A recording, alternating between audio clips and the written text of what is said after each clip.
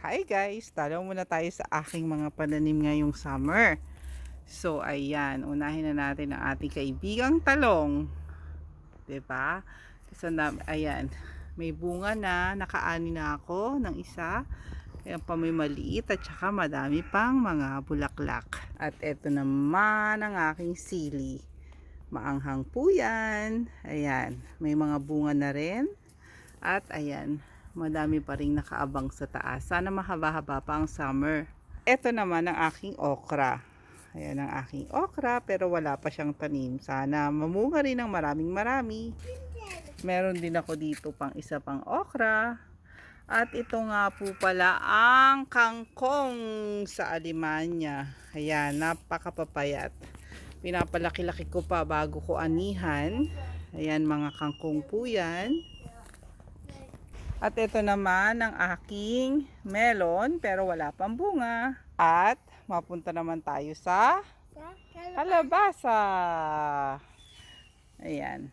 Ang isa pang kalabasa at nakikita nyo ba yung bumubukol-bukol doon? Ayan, may bunga ng ating kalabasa. At ito naman po ang ating pepper or paprika. At ito naman ang ating mini pipino. Ayan, may bunga na rin siya dyan. Yan, pipino po yan. Sayang ito wala ng bunga pero raspberry po yan. Ito namang hilera na to is mga kamatis. Ayan, gustong gusto ng anihin ni Bunso. Ayan yung isang uri ng kamatis. Tapos ito naman kung hindi pa po kayo nakakakita ng black cherry tomato. Ayan po siya. Black tomato. Itim na kamatis. Ayan. Madami-dami siyang bunga. Ayan po ang ito din madami oh. Black cherry tomato. Tapos ito?